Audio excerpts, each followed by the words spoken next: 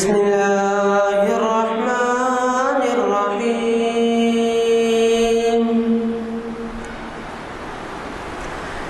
يا أيها الذين آمنوا اتقوا الله ولتنظر نفس ما قدمت لغد واتقوا الله إن الله خبير بما تعملون. ولا تكونوا كالذين نسوا الله فأنساهم أنفسهم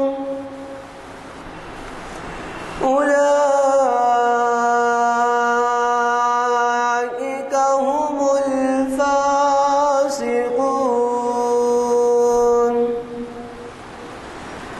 لا يستوي أصحاب النار وأصحاب الجنة.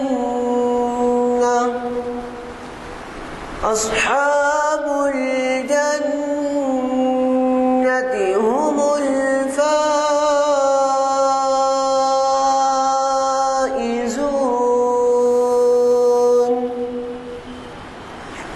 لو أنزلنا هذا القرآن على جبل لرأيته خاشعا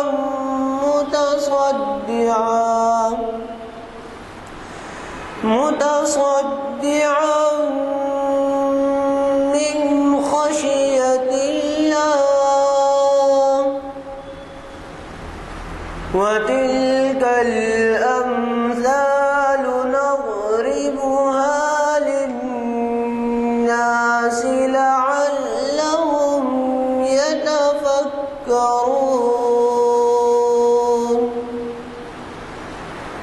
هو الله الذي لا إله إلا هو عالم الغيب والشهادة هو الرحمن الرحيم. هو الله الذي لا إله إلا هو الملك القدوس السلام المؤمن المهيمن العزيز الجبار المتكبر. سبحان الله عما يشركون. صدق الله العظيم.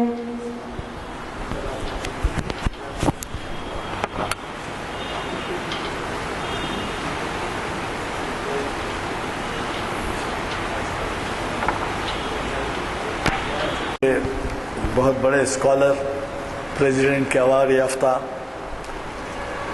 प्रोफेसर सैयद राशिद नसीम नदवी साहब तशरीफ़ फरमा हैं और हमें ये आज यानी 13 ज़ीक़ात 36 हिजरी मुताबिक 29 अगस्त 2015 अपने ही दिए हुए उन्वान से मुखातिब कर रहे हैं। अक़वाम व मिलल में क़ुरबानी का तसव्वुर, एक तारीख़ी जायज़ा।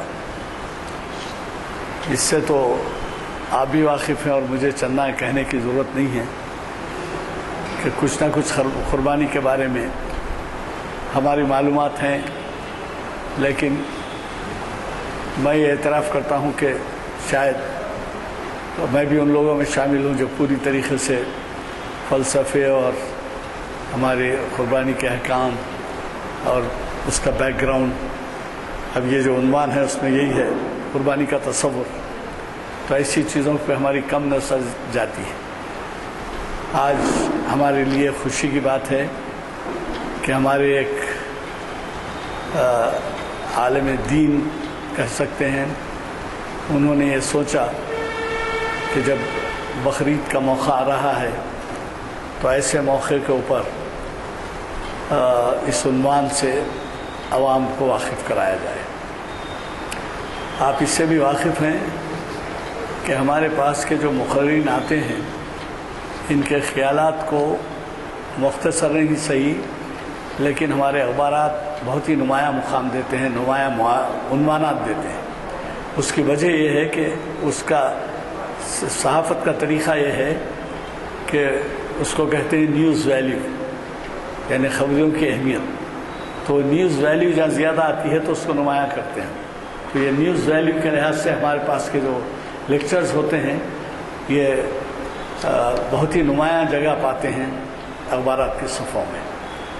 میں یہ بھی آپ سے عرض کروں گا کہ آپ کے ایسے ساتھی جو ہمارے ان محافل میں کسی وجہ سے شرکت نہیں کر سکتے، ان کے لیے چند احباب نے جو ملت سے ہمدردی رکھتے ہیں ویب سائٹ کا انتظام کیا ہے. یا آپ ہوں یا آپ کے پڑوس ہوں یا آپ کے عزیز و اقارب ہوں یا دنیا میں کسی جگہ ہوں، یہ ویب سائٹ اگر لکھیں آپ تو دوسرے دن ہی یہ ویب سائٹ پہ آ جاتا ہے. کیونکہ اب یہاں ایسا پروسیس ہے کہ یہ ریکارڈ ہوتا ہے، اس کے بعد اس کی ایڈیٹنگ ہوتی ہے. کیونکہ پورا لیکچر تو نہیں ویب سائٹ پہ ڈال سکتے، تو بعض جگہ کچھ غیر ضروری باتیں نہیں ہیں، یعنی ہماری مخاطبت میں جیسے اپنے بھی مخاطبت ہو رہی ہے، ایسی چیزیں بعض وقت اس میں سے چھوڑ دی جاتی ہیں. تو لہٰذا آپ بھی ذہن میں رکھیے کہ چونکہ بقرعید کا موقع آ رہا ہے، آج اگر نہ سن سکے ہوں کوئی لوگ اور اگر نہ آ سکے ہوں اور آپ اس کی اہمیت سے واقف ہوں تو آپ اپنے اپنے حلقے میں اس کا ضرور ذکر کریں. بلکہ اگر کوئی صاحبین اگر ہمارے اعلامیہ لے جاتے ہیں تو اس اعلامیہ کے اوپر بھی ویب سائٹ کا نمبر ہوتا ہے. تو یہ مسجدوں میں لگاتے وقت بھی یا مسجدوں میں اعلان کرتے وقت بھی آپ یہ کہہ سکتے ہیں کہ سب اس کو ویب سائٹ پہ دیکھیے، تو وہ ظاہر متوجہ ہوں گے.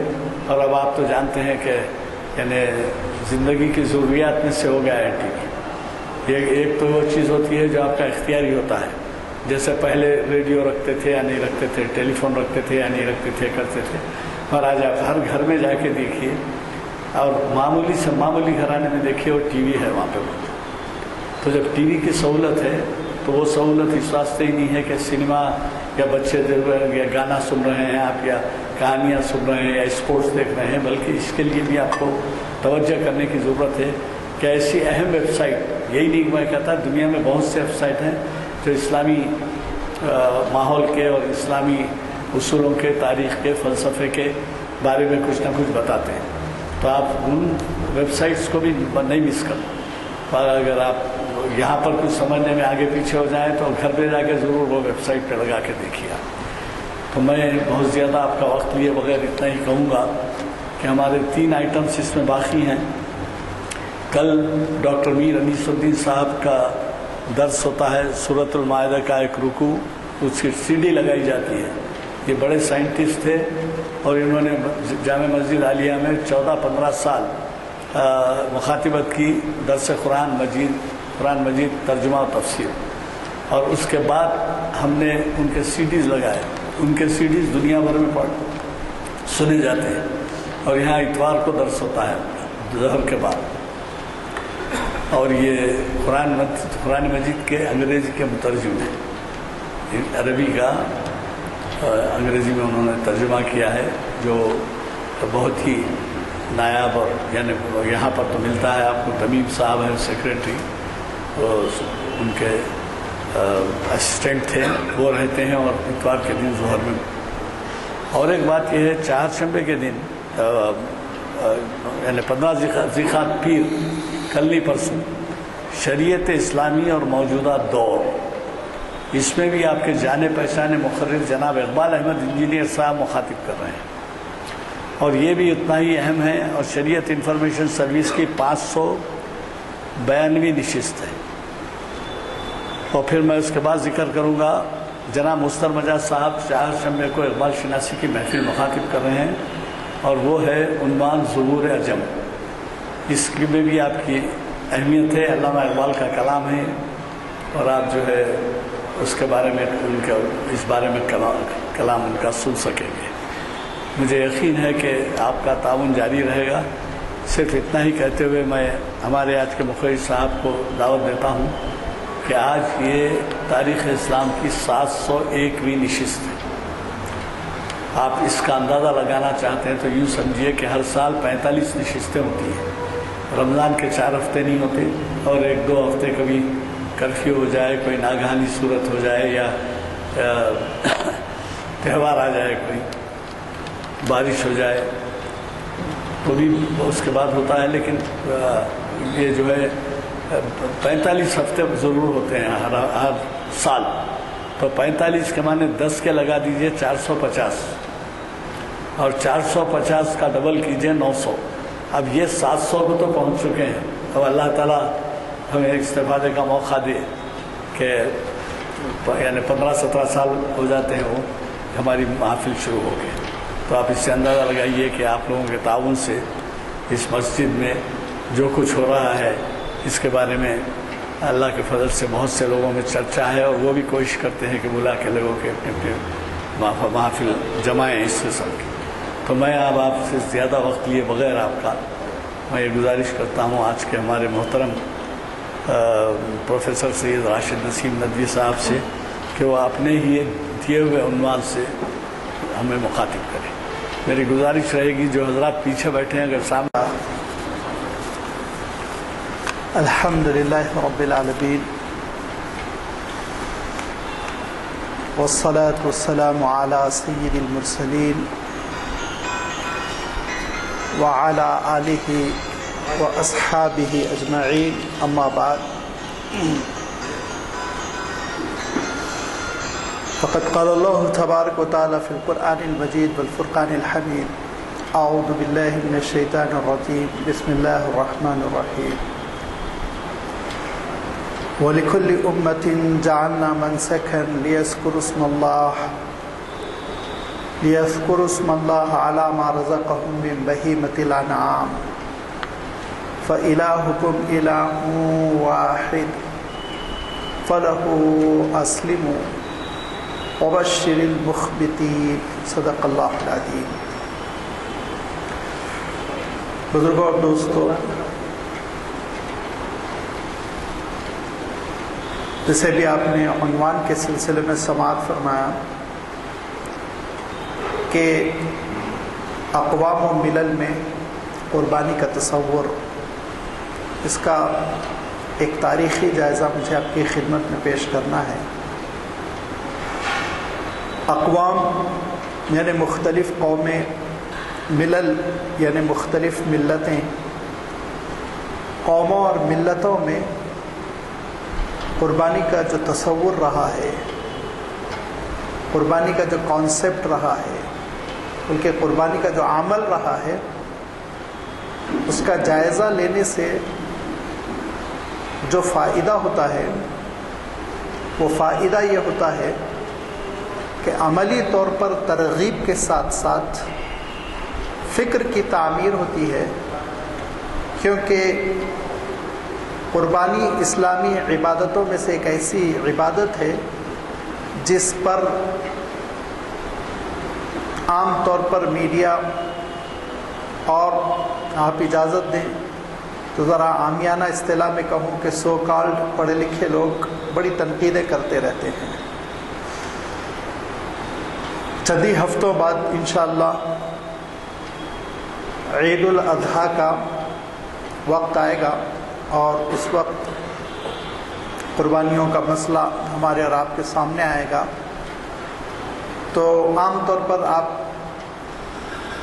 لوگوں کو یہ کہتے ہوئے سنیں گے کہ بجائے ان قربانیوں کے اگر کسی بیوہ کی مدد کر دیں، کسی یتیم لڑکی کا نکاح کر دیں، کسی بیمار غریب کا علاج کرا دیں تو کتنا اچھا ہے۔ اور اس کے ساتھ ساتھ بعض منچلے ایسے بھی ہیں جو کہتے ہیں کہ ایک جان لے کر کیا فائدہ، ایک جاندار کو اس کی زندگی سے محروم کر کے کیا فائدہ۔ یہاں تک کہ یہ بات بھی میڈیا میں آ چکی ہے کہ کہنے والوں نے کہا کہ اسلام ایک طرف رحمت کے پیغام کی بات کرتا ہے، دوسری طرف قربانی کے جانوروں پر ظلم کرتا ہے کہ ان کی جان لے لیتا ہے۔ تاریخی جائزے سے ہم کو یہ بات سمجھ میں آئے گی کہ ہر دو اعتراض بودے ہیں، یہ اعتراضات لفظی ہیں، ان کے پیچھے حقیقت نہیں ہے، اس کی میں وضاحت کروں گا انشاءاللہ۔ لیکن اس سے پہلے جیسے کہ عرض کیا کہ تاریخی جائزہ ہم لے لیں کہ اللہ تعالیٰ نے قربانی روز اول سے پسند فرمائی۔ حضرت آدم علیہ السلام کی شریعت سب سے آسان اور ہلکی پھلکی شریعت تھی، اور اس کا سبب یہ تھا کہ زندگی کے لیے کمپٹیشن کی ضرورت نہیں تھی۔ آج مصیبت یہ ہے کہ آپ ایک پلاٹ خریدتے ہیں، خریدنے سے پہلے 15 دن پہلے نوٹس دیتے ہیں، اور وہ نوٹس دینے کے بعد پھر رجسٹریشن کرواتے ہیں، اور اس کے بعد سے پھر اس کو آپ پانی میں پٹے میں تبدیل کرواتے ہیں اور پاس بک لیتے ہیں اور کیا کیا کرتے ہیں پتہ نہیں۔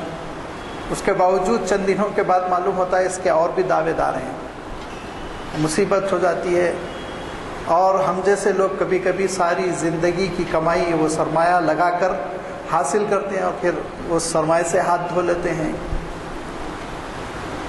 لیکن اگر آپ دیکھیں تو پچھلے 50 سال پہلے اس قسم کی مصیبتیں نہیں تھیں، اور حکومت نے زمین دے دی آپ کو، بس اعلان ہو گیا زبانی طور پر یا چھوٹی موٹی پرچی لکھ دی گئی، انعامی زمین قرار دی گئی، آپ کی ہو گئی۔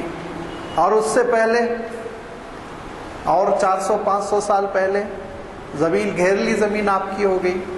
تو حضرت آدم علیہ السلام کے زمانے میں تو کمپٹیشن کا نام ہی نہیں تھا، جہاں آپ نے لنگر ڈال دیا وہ جگہ آپ کی تھی، کوئی دوسرا آپ سے مزاحمت کرنے والا، کمپٹیشن کرنے والا نہیں تھا، لہذا شریعت بہت آسان تھی، جھگڑے کچھ بھی نہیں تھے۔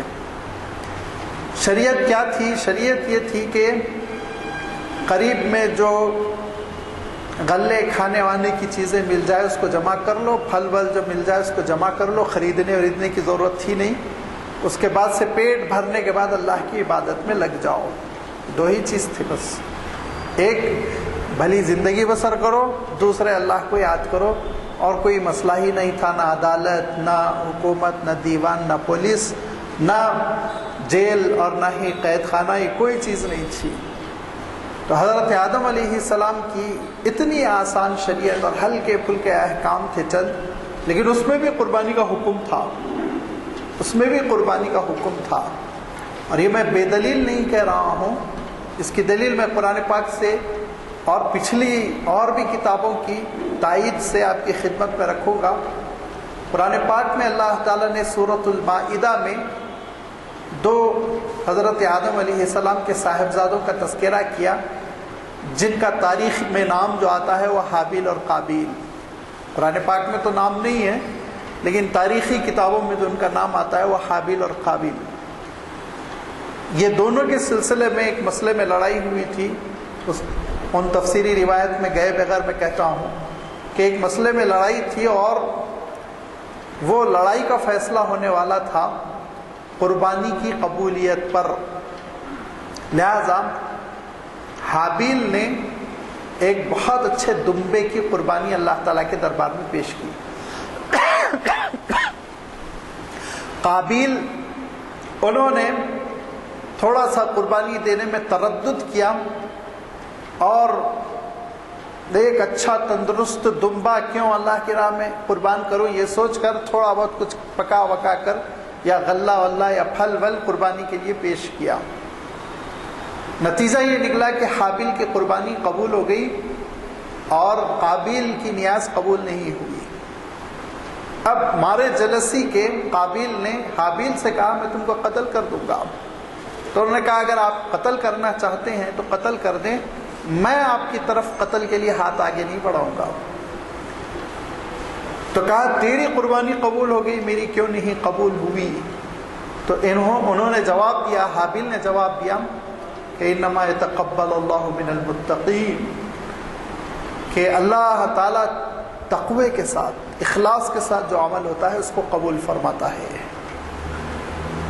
اللہ تعالیٰ ارشاد فرماتا ہے وَاتْلُ عَلَيْهِمْ نَبَأَ ابْنَيْ آدَمَ بِالْحَقِّ إِذْ قَرَّبَا قُرْبَانًا فَتُقُبِّلَ مِنْ أَحَدِهِمَا وَلَمْ يُتَقَبَّلْ مِنَ الْآخَرِ، کہ اے نبی آپ ان کو سنا دیجئے حضرت آدم علیہ السلام کے دو صاحبزادوں کا قصہ، سچا سچا بالحق، اس قربا قربانا، دونوں نے اپنی اپنی قربانی پیش کی، ایک کی قبول ہو گئی دوسرے کی قبول نہیں ہوئی۔ مارے حسد کے دوسرے نے کہا کہ لاقتلنک، میں تم کو قتل کر کے چھوڑوں گا۔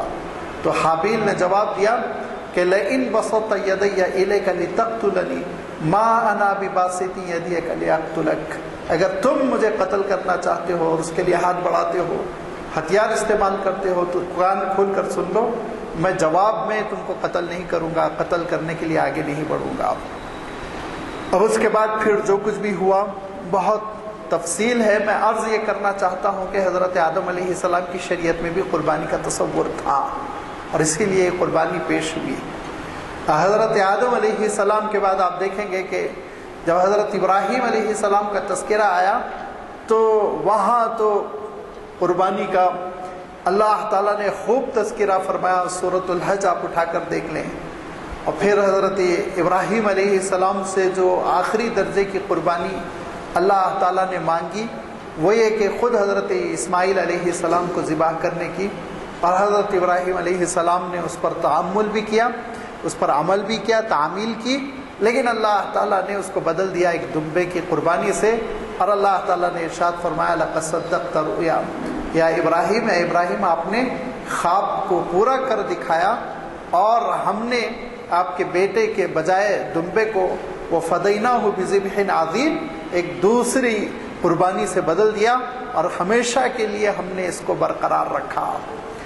لہذا یہ قربانی کا تصور یہودیوں کی شریعت میں بھی تھا، حضرت موسیٰ علیہ السلام کی شریعت میں بھی قربانی کا تصور تھا، اور اس کے لیے آپ خود اولڈ ٹیسٹمنٹ کو اٹھا کر کتاب خروج دیکھیں گے، کتاب الخروج میں یہ وضاحت ہے کہ ان کو تاکید کر دی گئی تھی کہ ہر سال ایک مرتبہ قربانی وہ پیش کریں، اور وہ کہاں تھے؟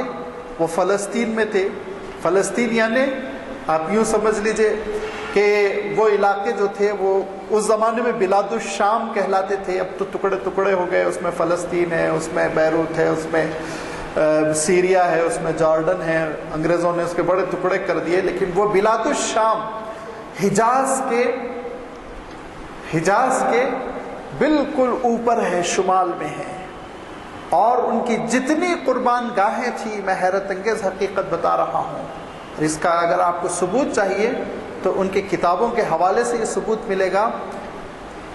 مولانا حمید الدین فراہی رحمۃ اللہ علیہ کی کتاب میں الرأی الصحیح فی من ہوا الذبیح میں کیا ثبوت ملے گا کہ ساری قربان گاہیں ان کی جو بنی ہوئی تھی ان کا رخ جنوب کی جانب تھا، یعنی مکے کی طرف تھا، جنوب کی جانب تھا، مکے کی جانب تھا، وہ شمال سے وہ لوگ جنوب کی طرف رخ کرتے تھے۔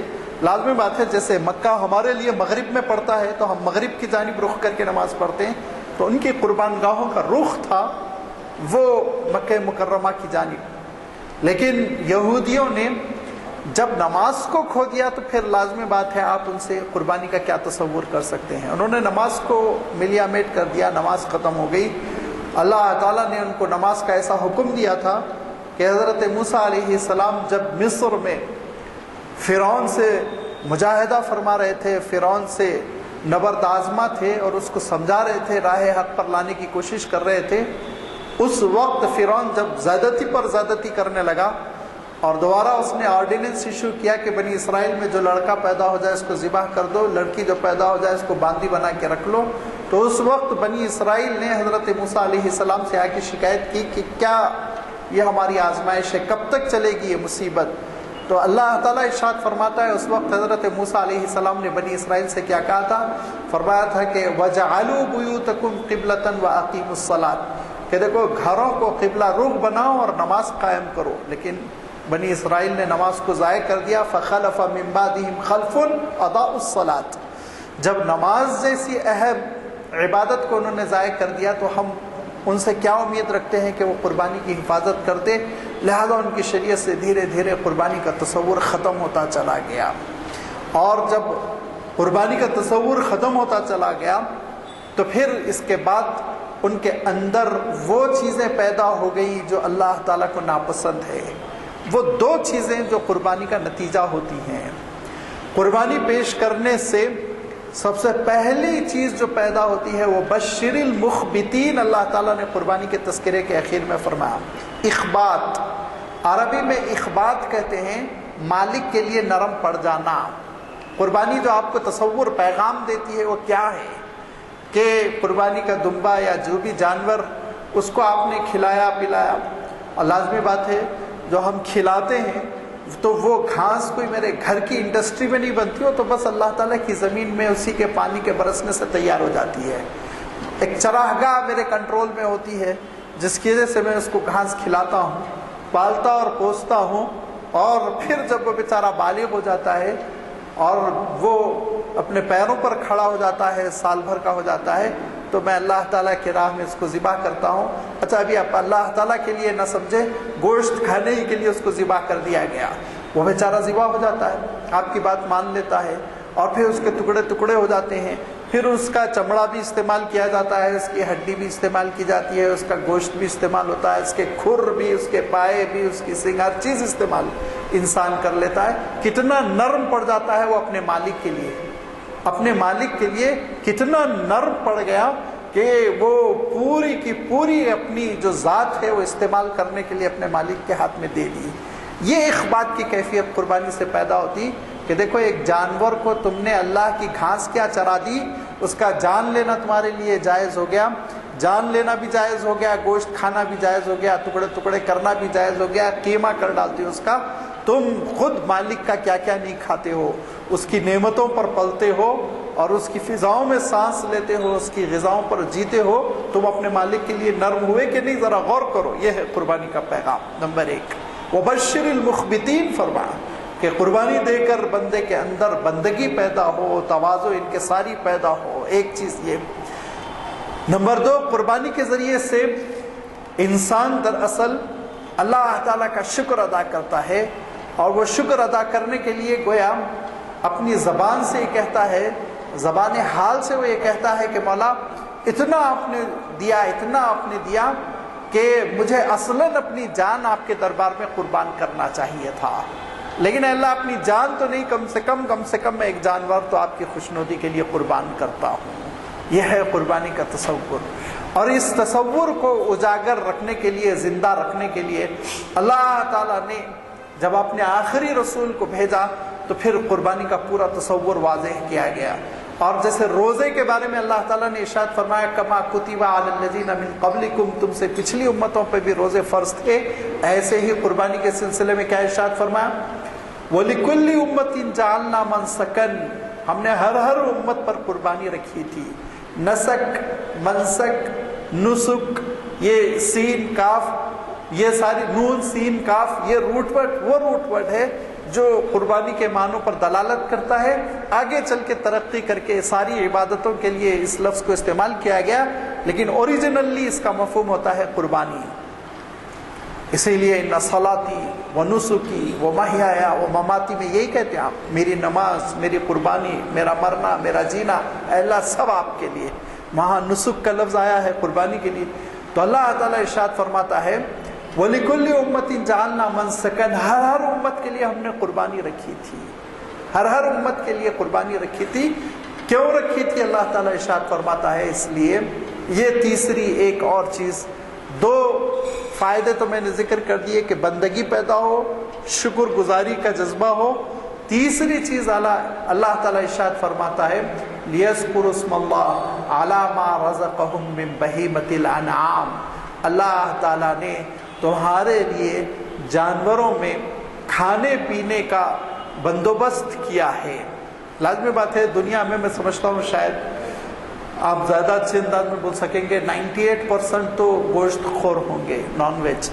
شاید 2% دنیا میں ایسے ہیں جو ویجیٹیرین ہے، لیکن اس میں بھی لوگ الزام لگاتے ہیں، میں تو نہیں لگانا چاہتا ہوں، لوگ الزام لگاتے ہیں کہ وہ بھی چھپ چھپ کے گوشت کھاتے ہیں، واللہ عالم۔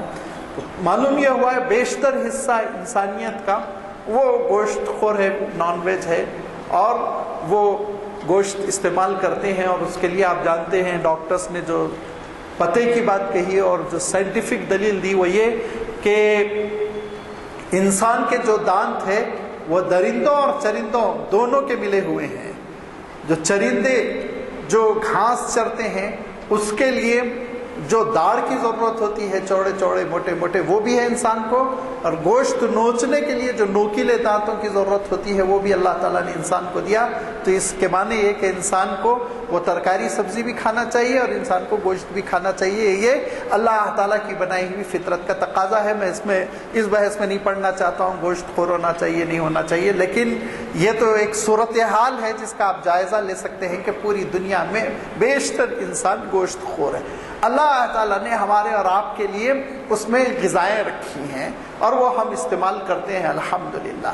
تو اللہ تعالیٰ ارشاد فرماتا ہے علی ما رزقہم من بہیمۃ الانعام، اللہ تعالیٰ نے جو تمہارے لیے مویشیوں کو جائز قرار دیا، جن کا تذکرہ سورۃ الانعام میں ہے کہ اونٹ حلال ہے اور گائے حلال ہے اور اس کی اسپائس کے اور جانور حلال ہے، بکرے اور اس کی اسپائس کے جانور حلال ہے۔ تو یہ جو چیزیں اللہ تعالیٰ نے حلال کی، اس حلت پر، حلال کرنے پر کچھ نہ کچھ جانوروں کا جو ہم گوشت استعمال کرتے ہیں، مختلف جانوروں کا، چاہے وہ بڑا ہو چھوٹا ہو، چاہے وہ چکن ہو، یہ جو ہم گوشت استعمال کر رہے ہیں یہ اس کی زکوٰۃ تاکہ ادا ہو۔ وقت کی زکوٰۃ نماز کے ذریعے سے ہم ادا کرتے ہیں، مال کی زکوٰۃ 2.5% پیسے ادا کر کے ہم کرتے ہیں، اور اسی طرح بھوک و پیاس کی قربانی ہم دیتے ہیں روزے کی شکل میں۔ جانوروں کے گوشت کی زکوٰۃ ادا کرنے کا طریقہ یہ ہے کہ تم اللہ تعالیٰ کے نام پر جانور قربان کرو۔ یہ ایک مقصد اور ہے، اور اللہ تعالیٰ نے اس مقصد کے لیے قربانی رکھی اور یہ مطالبہ کیا کہ دیکھو پروردگار تنہ تنہا ایک ہے، لہٰذا اس کی اطاعت کرو، فرما برداری کرو، اس کی بات سنو، تم وہ جو کہہ رہا ہے اس کو تسلیم کرو۔ لہذا اب اس نے جب تمہارے لیے قربانی مشروع کر دی، قیل قال نہیں کرنا چاہیے۔ اب یہ کہنا کہ جانوروں میں جان ہوتی ہے اور ان کا جان لے لینا ان کے ساتھ زیادتی ہے، ظلم ہے، یہ دراصل سراسر نافہمی کا نتیجہ ہے، کم فہمی کا نتیجہ ہے، اور آپ اس کو جن الفاظ میں تعبیر کرنا ہو تعبیر کر لیں۔ دیکھیے اگر ایسی ہی رحمدلی کا بات مسئلہ ہے تو درختوں میں بھی جان ہوتی ہے۔ آپ جانتے ہیں ان کی سانس لینے کا ایک طریقہ ہے، فوٹوسینتھیسس کے نام سے اس کو پورا تجربے میں لایا گیا، تو ان کے اندر بھی تو جان ہے، ان کے بھی تو آل اولاد کو آپ پنپنے دیجئے، پھول پھل کو لگنے دیجئے، اور ان کو بھی تو چمن میں لہلہانے دیجئے۔ اور وہ پھول جس پھول سے شاعر نے پوچھا تھا کہ غنچے تیری زندگی پر دل ہنستا ہے، غنچے تیری زندگی پر دل ہنستا ہے، بس ایک تبسم کے لیے تو کھلتا ہے۔ تو غنچے نے کہا کہ چمن میں بابا، تو غنچے نے کہا کہ اس چمن میں بابا ایک تبسم بھی کسے ملتا ہے۔ تو ہم درختوں کی جان لے کے ان کے تبسم، ان کے ہونٹوں سے ہم چھین لیتے ہیں، گویا اس کے معنی وہاں بھی ظلم ہو رہا ہے، تو آپ وہ بھی مت کھائیے، ترکاری بھی نہ کھائیے آپ۔ تو معلوم یہ ہوا یہ کلیہ غلط ہے۔ دیکھیے سمجھنے کی کوشش کریں، میں دو طرح سے دلیل دوں گا، ایک دلیل عقلی اور ایک دلیل شرعی، کہ جو جس مقصد کے لیے بنایا گیا اس مقصد میں استعمال کر لیا جائے تو اس کے اوپر ظلم نہیں ہے، یہ اس کا حق ادا کرنا ہے۔ گھوڑا کس مقصد سے ہے؟ سوار ہوں، دوڑے آپ اس پر، دوڑتے کوئی اسی کو ظلم نہیں کہتا۔ اونٹ پر سواری کرتے ہیں، اللہ تعالیٰ نے بنایا ہے۔ گائے کا دودھ آپ دودھ لے لیتے ہیں، کیسا دودھ لیتے ہیں؟ اس کا بچہ بھوکا رہ جاتا ہے، وہ ماں تڑپتی رہ جاتی ہے اپنے بچے کو دودھ پلانے کے لیے، آپ پورا کا پورا دودھ دو لیتے ہیں۔ کیوں؟ اس مقصد کے لیے اللہ نے پیدا کیا، لہذا اس مقصد کے لیے آپ پال رہے ہیں اور اس مقصد کے لیے آپ اس کا دودھ لے رہے ہیں۔ تو بعض جانوروں کو اللہ تعالیٰ نے پیدا ہی کیا اس مقصد سے کہ وہ انسان کی غذا بنے، جب اس مقصد میں ان کو استعمال کر لیا گیا تو وہ ظلم نہیں، وہ ظلم نہیں، وہ اپنے مقصد میں استعمال میں آ گیا اور وہ خوش ہیں، وہ خوش ہیں۔ اس کی میں شرعی دلیل دینا چاہتا ہوں۔ اس عقلی بات کے بعد شرعی دلیل یہ ہے کہ ابھی میں تذکرہ کرنے والا ہوں کہ حجۃ الوداع میں اللہ کے رسول صلی اللہ علیہ وسلم جب جانور قربان کر رہے تھے تو روایتوں میں آتا ہے کہ ہر جانور آگے بڑھ بڑھ کے اپنی گردن پیش کر رہا تھا۔ کیوں؟ وہ یہ کہہ رہا تھا، زبان حال سے وہ یہ اعلان کر رہا تھا، اقرار کر رہا تھا کہ میں اپنے صحیح مقصد میں استعمال ہو رہا ہوں، مجھے پہلے استعمال کیجیے، مجھے پہلے آپ ٹھکانے لگائیے، کیونکہ اللہ کے رسول کے ہاتھوں سے اس کو ذبح ہونا تھا۔ یہ جانور کا مقصد ہے، لہذا اس مقصد میں اس کو استعمال کر لیا گیا تو ہرگز ظلم نہیں ہے۔ اگر اس مقصد میں آپ استعمال نہیں کریں گے ظلم ہے، وہ سڑ جائیں گے، چربی اتنی ہوگی کہ چل بھی نہیں سکیں گے، اس کے بعد ان کو غذا نہیں ملے گی، گھاس کم پڑ جائے گی، وہ بھوکوں مریں گے تو کسی کام کے نہیں رہ جائیں گے، یہ ظلم ہے۔ لہذا یہ کہنا کہ جانوروں کی جان لینا ظلم ہے، یہ کلیتاً ایک غلط فہمی کا نتیجہ ہے، نادانی کا نتیجہ ہے۔ اور دوسرے یہ کہنا کہ بیوہ کے لیے مدد کر دیتے، یتیم لڑکی کا نکاح کر دیتے یا غریب کا علاج کر دیتے وغیرہ وغیرہ 2500 مدوں میں خرچ کرتے، تو یہ ایک 5 سے 6 ہزار کی قربانی کے جانور ہی کا کیوں؟ آپ کی یہ 16-17 کی شیروانی کیوں نہیں اس پر خرچ ہوتی ہے؟ آپ 16,000-17,000 کی شیروانی پہنتے ہیں، غریب لڑکی کا نکاح کیوں نہیں کرتے اس سے؟ آپ بنگلہ بناتے ہیں 2-2 کروڑ کا، کسی غریب لڑکی کا کیوں نہیں نکاح کرتے؟ اس میں 100 لڑکیوں کا نکاح ہو جائے۔ آپ کی گاڑیاں 75 لاکھ کی ہوتی ہیں، 60 لاکھ کی ہوتی، کمپٹیشن ہوتا ہے گاڑیوں کے خریدنے میں، اس میں آپ کسی غریب لڑکی کا نکاح کیوں نہیں کرتے؟ کسی مریض کا علاج کیوں نہیں کرتے؟ آپ کبھی کبھی لوگ غرور میں کہتے ہیں میں 1,00,000-1,15,00,000 کا پان کھا کے تھوک دیتا ہوں، تو اس 1,00,000-1,15,00,000 سے کسی غریب کا آپ علاج کیوں نہیں کرتے؟ کیوں اتنا مہنگا پان کھا کے آپ تھوکتے ہیں؟ مسئلہ سارا کا سارا جھگڑا وہاں جہاں اللہ کا حکم ہے کہ اللہ تعالیٰ نے یہ کہا کہ اے نبی ہم نے آپ کو خیر کثیر دیا ہے، اِنَّا أَعْطَيْنَاكَ الْكَوْثَرَ، اس خیر کثیر کا شکرانہ یہ ہے فَصَلِّ لِرَبِّكَ وَانْحَرْ، نماز بھی پڑھیے، قربانی بھی پیش کیجیے۔ اور لفظ نحر اللہ تعالیٰ نے استعمال کیا کیونکہ اس بات کا امکان ہے کہ نسکا میں تعویل کر کے لوگ عبادت کا ترجمہ کر دیتے اور لفظ قربان کا لوگ ترجمہ کر کے قربت سے مراد لے لیتے اور کہتے کہ اللہ کی قربت حاصل کرو، تو اللہ تعالیٰ نے نحر کا لفظ استعمال کیا، نحر نرخرے پہ چھری چلانا، کہ یہاں تعویل کی گنجائش ہی نہیں، سراسر قربانی مراد ہے۔ یہی وہ وجہ ہے کہ اللہ کے رسول صلی اللہ علیہ وسلم مدینہ منورہ تشریف لائے تو صحابہ کہتے ہیں کہ ان 10 سال میں کسی بھی سال اللہ کے رسول صلی اللہ علیہ وسلم نے قربانی دینے میں ناغہ نہیں کیا۔ یہ ذرا معمولی بات نہیں ہے، بہت اہم ہے، یاد رکھیے۔ کیوں؟ اللہ کے رسول صلی اللہ علیہ وسلم کی معاشی اور مالی حالت اتنی مستحکم نہیں تھی مدینہ منورہ میں۔ آپ کو روایتیں معلوم ہونی چاہیے کہ جب حضور اکرم صلی اللہ علیہ وسلم کی وفات ہوئی تو حضرت عائشہ صدیقہ رضی اللہ تعالی عنہا نے فرمایا میرے گھر 3 مہینے گزر جاتے اور چولہا نہیں سلگتا۔ تو شاگردوں نے پوچھا، سننے والوں نے پوچھا بی بی آپ لوگ زندہ کیسے رہتے؟ تو کہا کھجور پانی، کھجور پانی، اور وہ بھی پڑوسی انصاری وہ کھجور بھیج دیتے، ہم لوگ وہ کھاتے اور پانی پیتے۔ اور اللہ کے رسول صلی اللہ علیہ وسلم کی 2 چادریں نکال کے کہا اس کے علاوہ تیسری چادر نہیں تھی، اس کے علاوہ تیسری چادر گھر میں نہیں تھی، اور ایک تلوار نکال کے کہا یہ اللہ کے رسول صلی اللہ علیہ وسلم کی تلوار ہے، اور دوسرے ایک جو شیلٹر جو ڈھال ہوتی تھی وہ ڈھال کہا یہودی کے پاس رہن رکھی ہوئی ہے، کیونکہ آٹے کی ضرورت تھی تو چند کلو آٹے کے لیے اللہ کے رسول نے اس کو رہن رکھا کے قرض لیا تھا ایک یہودی سے۔ تو آپ اندازہ کریں اللہ کے رسول صلی اللہ علیہ وسلم کی مالی پوزیشن ایسی نہیں تھی، لیکن پھر بھی قربانی اللہ کے رسول صلی اللہ علیہ وسلم دیتے تھے۔ اور ساری روایتیں کہتی ہیں کہ حضور اکرم صلی اللہ علیہ وسلم نے ایک جانور نہیں قربان کیا، 2، ہمیشہ 2 جانور قربان کیے۔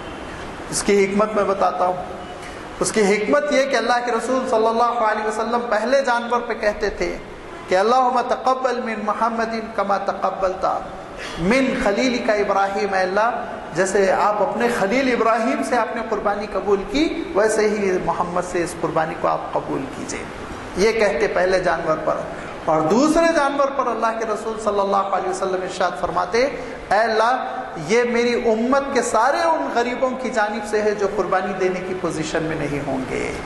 یہ دو قربانیاں آپ صلی اللہ علیہ وسلم دیتے، روایتیں اٹھا کر دیکھیے کہ ہر جگہ آتا ہے دو فربا قسم کے، عمدہ قسم کے دمبے اللہ کے رسول صلی اللہ علیہ وسلم قربان کرتے رہے، یہاں تک کہ حجۃ الوداع ہوا۔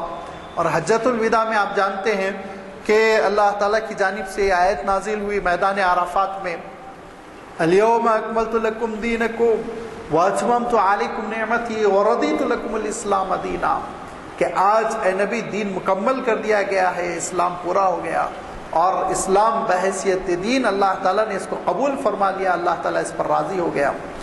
یہ اللہ تعالیٰ کی جانب سے خوشخبری ملی۔ پھر اس کے بعد سے رات مزدلفہ میں گزری، دوسرا دن یوم النحر 10 ذی الحجہ، اللہ کے رسول صلی اللہ علیہ وسلم نے 100 اونٹ قربان فرمائے۔ 100 اونٹ کیوں؟ اس لیے کہ بہت اونچے درجے کا شکرانہ ادا کرنا ہے۔ اللہ تعالیٰ نے مکہ مکرمہ فتح کر دیا، اللہ تعالیٰ نے اسلام کا غلبہ دے دیا، اللہ تعالیٰ نے دین کو مکمل کر دیا، اللہ تعالیٰ اسلام کو بحیثیت دین و مذہب قبول کر لیا، اللہ تعالیٰ نے حوض کوثر کا وعدہ فرمایا، اللہ تعالیٰ نے مقام محمود کا وعدہ فرمایا، اللہ تعالیٰ نے شفاعت کبریٰ کا وعدہ کیا، اور سارے عظیم الشان وعدے اب پورے ہو چکے ہیں۔ اب بس لوٹنا ہے اللہ تعالیٰ کی طرف، لہذا اللہ کے رسول صلی اللہ علیہ وسلم چاہتے تھے عظیم الشان قربانی، لہذا اس کے لیے اللہ کے رسول صلی اللہ علیہ وسلم نے 100 اونٹوں کا انتخاب کیا۔ 100 اونٹ کیوں؟ 100 دمبے بھی ہو سکتے تھے۔ اونٹ کیوں؟ اس لیے کہ حضور اکرم صلی اللہ علیہ وسلم ایک تاریخی پس منظر کو یاد دلانا چاہتے تھے کہ جب حضور اکرم صلی اللہ علیہ وسلم کے دادا نے یہ عہد کیا تھا کہ اگر مجھے 10 بیٹے ہو جائیں اور 10 جوان ہو جائے تو میں 10ویں کو اے اللہ تیرے لیے قربان کر دوں گا، ذبح کر دوں گا حضرت اسماعیل کی طرح۔ دیکھتے دیکھتے 10 بیٹے ہو گئے اور 10ویں حضرت عبداللہ، اور صحت خوبصورت نوجوان ہو گئے۔ اب ان کو یاد آنے لگا کہ انہوں نے منت مانگی تھی، لہذا بار بار سوچ رہے ہیں، گھر والے بھی سمجھ رہے ہیں کہ انہوں نے ایک منت مانگی تھی، سب جانتے تھے۔ ایک دن عبداللہ کا ہاتھ پکڑ کر وہ جب جانے لگے مینا کی طرف تو خاندان والے پریشان ہو گئے، خواتین پریشان ہو گئی کہ ضرور یہ ذبح کرنے کے مقصد سے جا رہے ہیں، لہذا رونا دھونا شروع ہو گیا، اور حضرت عبداللہ کو عورتیں ہیں کہ کھینچ رہی ہیں، چمٹا رہی ہیں، اور عبد المطلب ہے کہ ضد کر رہے ہیں کہ میں ذبح کر کے چھوڑوں گا، میں ذبح کر کے چھوڑوں گا۔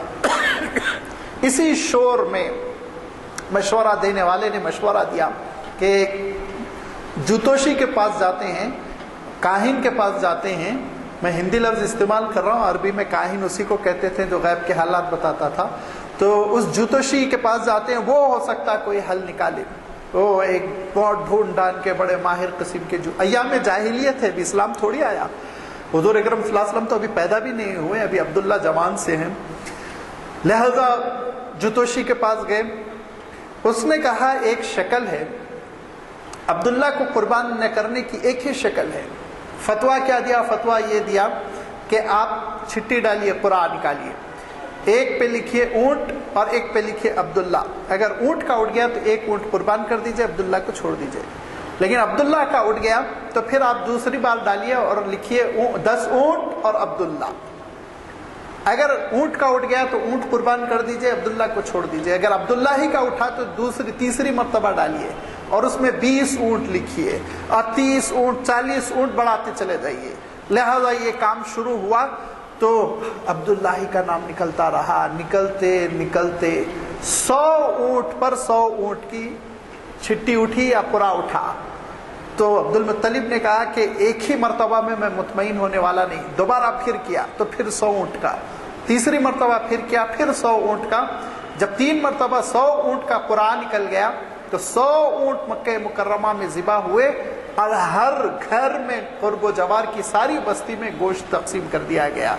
تو حضور اکرم صلی اللہ علیہ وسلم اس تاریخی پس منظر کو یاد رکھتے ہوئے آپ نے تہیہ فرمایا کہ 100 اونٹ ذبح کیے جائیں، لہذا 100 اونٹ حضور اکرم صلی اللہ علیہ وسلم نے ذبح کرنا شروع کیا۔ بنفس نفیس رحمت للعالمین خود اونٹ کو ذبح کر رہے ہیں، اونٹ ہے کہ آگے بڑھ بڑھ کر گردن پیش کر رہے ہیں اور 1 2 3 یہاں تک کہ 63 اونٹ ہو گئے 63۔ اس کے بعد حضور اکرم صلی اللہ علیہ وسلم نے جو ساتورہ ہوتا تھا یا جو چاقو جس سے ذبح کیا جاتا ہے وہ حضرت علی کو تھما کر کہا کہ اب باقی تم کر لو، کیونکہ حضور اکرم صلی اللہ علیہ وسلم کی عمر مبارک 63 سال ہی تھی، وہ ایک علامت تھی، وہ ایک نشانی تھی۔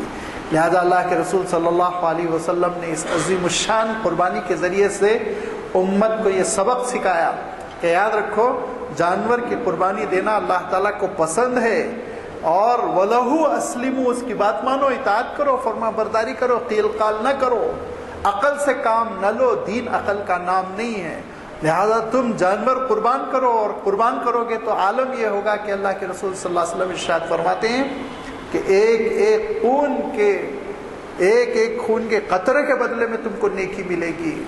تو صحابہ میں سے کسی نے کہا، اور جو اس کا اون ہوتا ہے، روئے جو ہوتے، کہا ایک بال کے بدلے میں تم کو نیکی ملے گی۔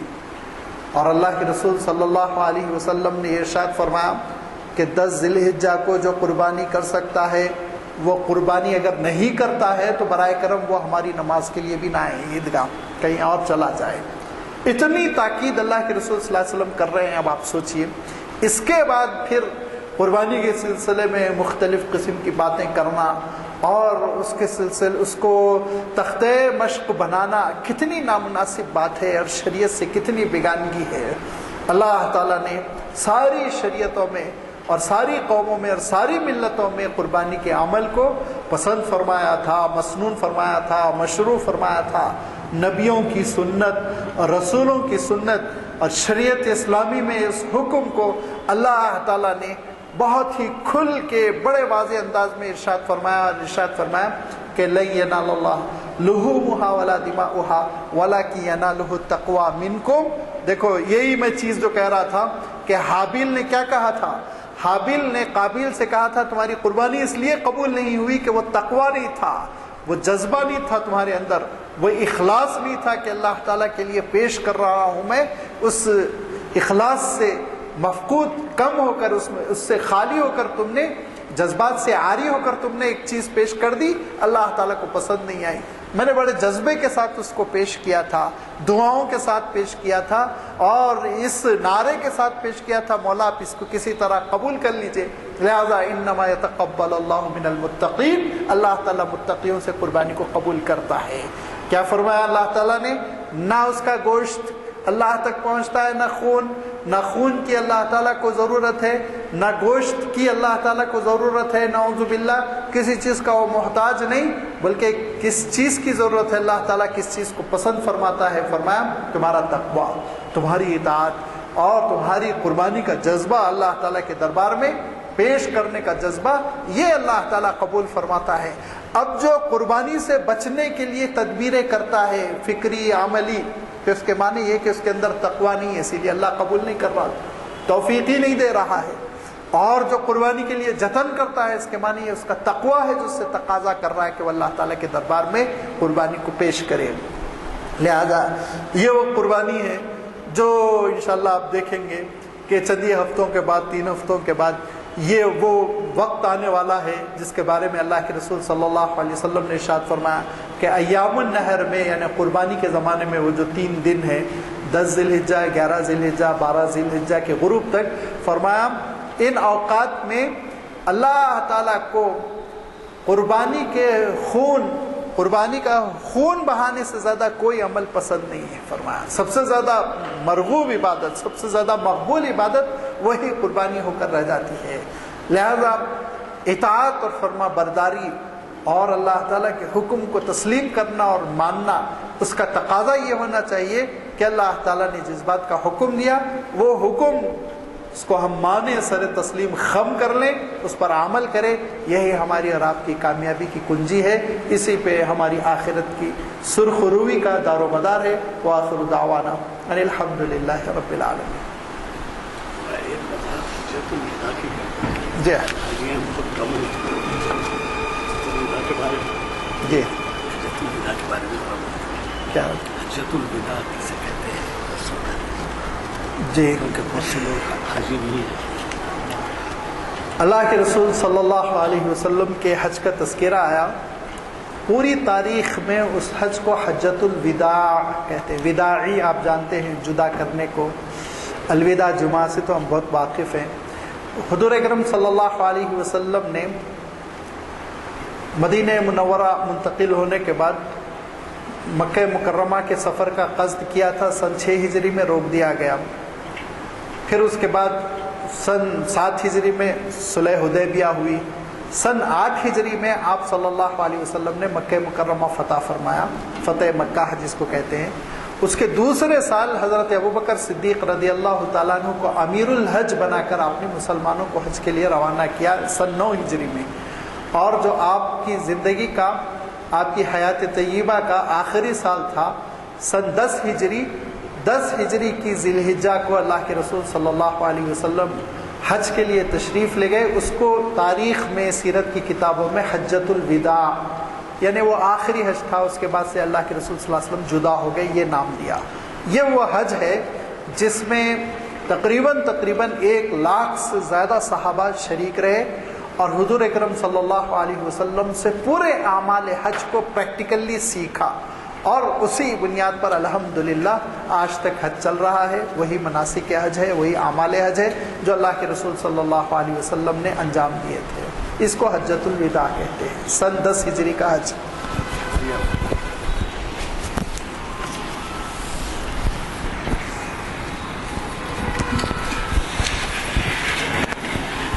یہ کہاں لگا؟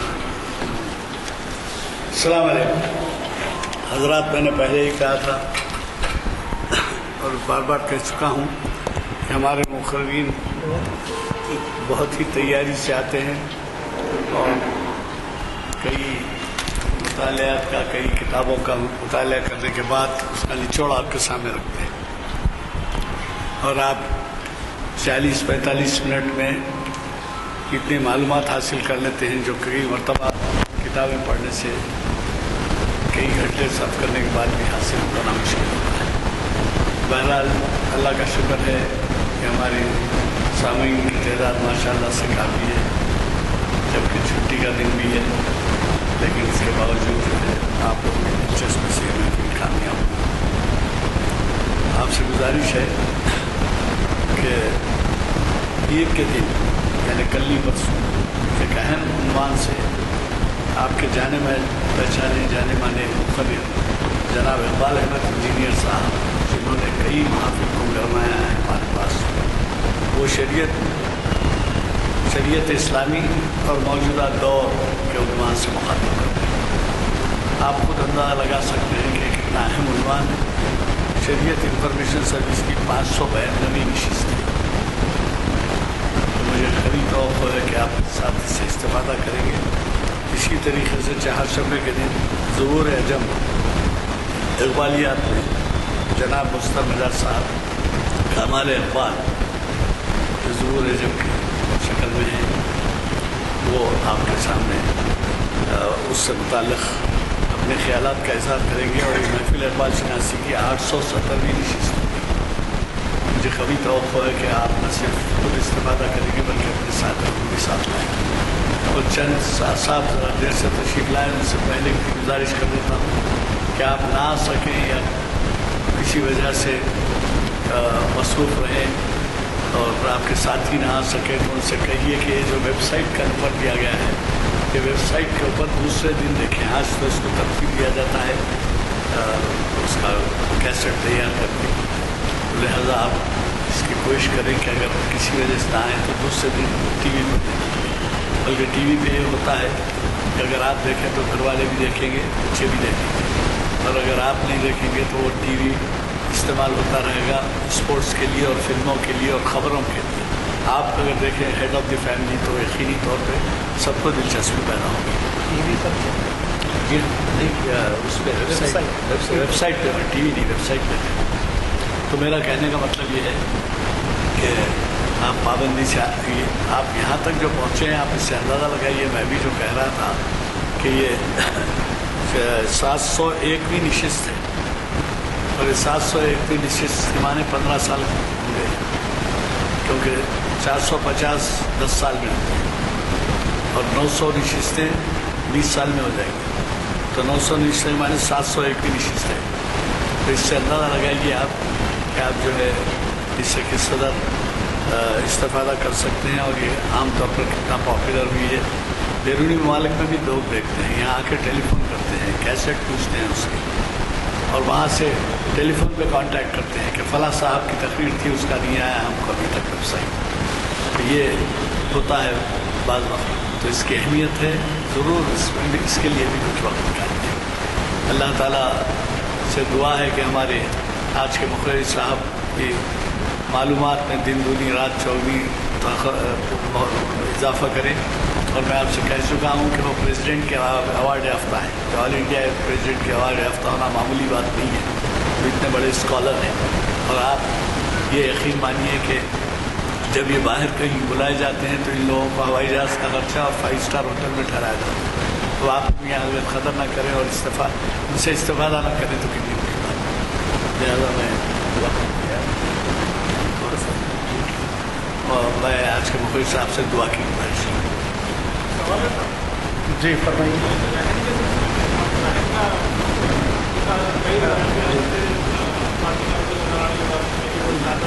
جی زور سے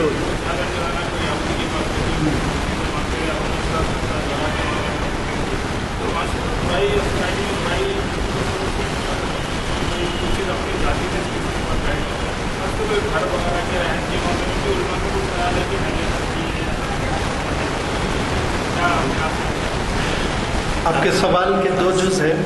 سوال پہلا جز یہ ہے کہ رہن رکھنا سوسائٹی میں اس کو ناپسند کیا جاتا ہے. دیکھیے قرآن پاک میں اللہ تعالیٰ نے اس بات کی اجازت دی کہ اگر تم کسی سے قرض لے رہے ہو, قرض دینے والا تم پر بھروسہ نہیں کر پا رہا ہے اور وہ چاہتا ہے کہ بطور سیکیورٹی تم کچھ اس کو دو, تو فریحان مقبوضہ, تو اس کے قبضے میں تم رہن دے سکتے ہو فرمایا. تو جب قرآن پاک میں اجازت ہے تو لازمی بات ہے معاشرے کو کیا حق ہے اس کو برا سمجھے.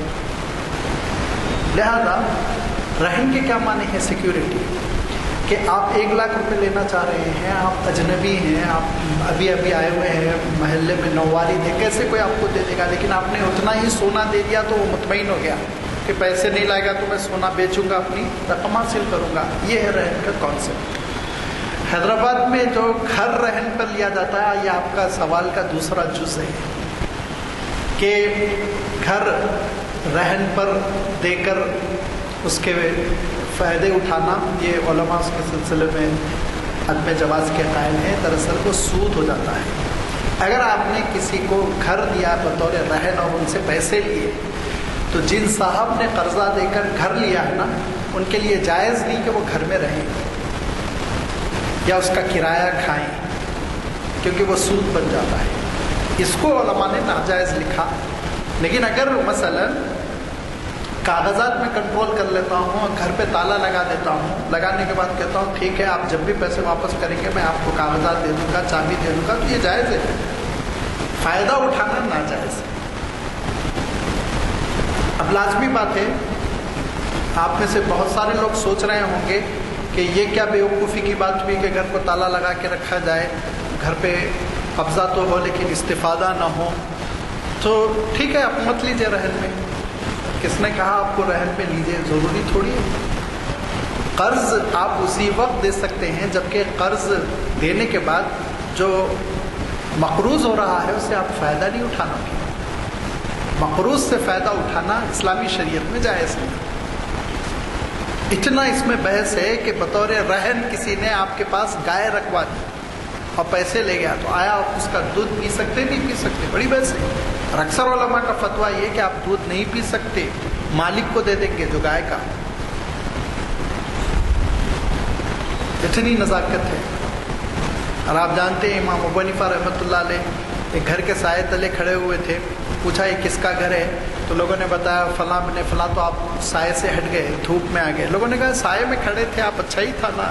تو کہا نہیں, اس نے مجھ سے قرض لیا تھا, ایسا نہ ہو اس میں سود کا ایلیمنٹ شامل ہو جائے کہ میں اس کے گھر سے فائدہ اٹھا رہا ہوں. اتنے محتاط تھے اللہ والے. لہذا یہ گھروں کے رہن کا جو حیدرآباد میں رواج ہے وہ غلط ہے, جائز نہیں ہے. علماء کا فتویٰ ہے اس میں.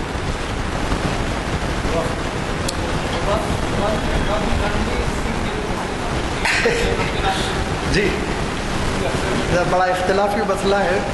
آپ کا سوال ہے کہ گھر کا بڑا قربانی دے دے تو کافی ہے یا ہر فرد. میں دونوں چیزیں بلا ترجیح رکھ دیتا ہوں، جس پر آپ کا دل مطمئن ہو آپ اس پہ عمل کیجیے.